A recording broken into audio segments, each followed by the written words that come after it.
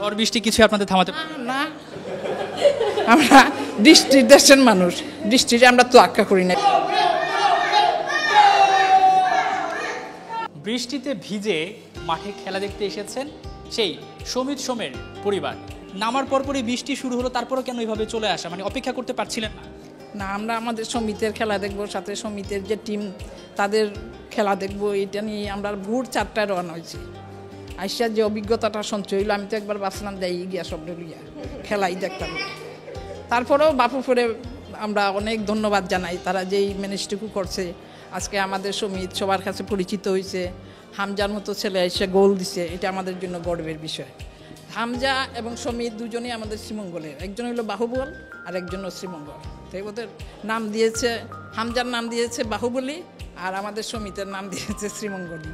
তা আমরা অনেক আশা উচ্চাশা নিয়ে আসছি যেন বাংলাদেশ জিতে, সমিত, হামজা, ফাহমিদুল এদের যেন জয় হয়। এটা তো আমাদের গর্বের বিষয়, আমাদের অহংকার।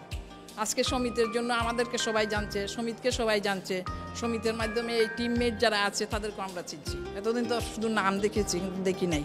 এখন আমরা চাক্ষুষ দেখেছি, উটের ইন্টারকনেও তাদের সাথে আমাদের মিট করেছি এবং আমরা অন্যরকম আনন্দ উপভোগ করছি। যেটা একটু কি ক্লান্ত নন? মানে একে তো মোটেই ক্লান্ত নই, মোটেই ক্লান্ত নই।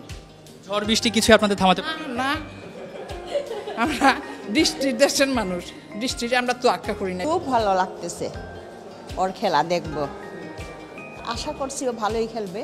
আসলে বৃষ্টিটা তো আমাদের কারোর হাতে নেই, তো এটা নিয়ে কোনো অভিযোগ করার কিছু নেই।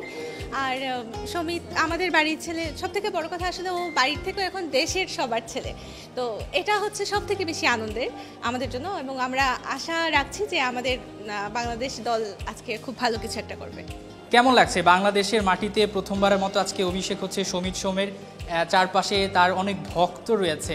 কানাডায় তিনি খেলেছেন, বাংলাদেশে প্রথম খেলবেন, অনেক দিনের অপেক্ষা। হ্যাঁ, স্বাভাবিক, নিজের ভাইয়ের খেলা দেখবো মাঠে বসে, সেটা হয়তো এর আগে কখনো কল্পনা করা হয়নি।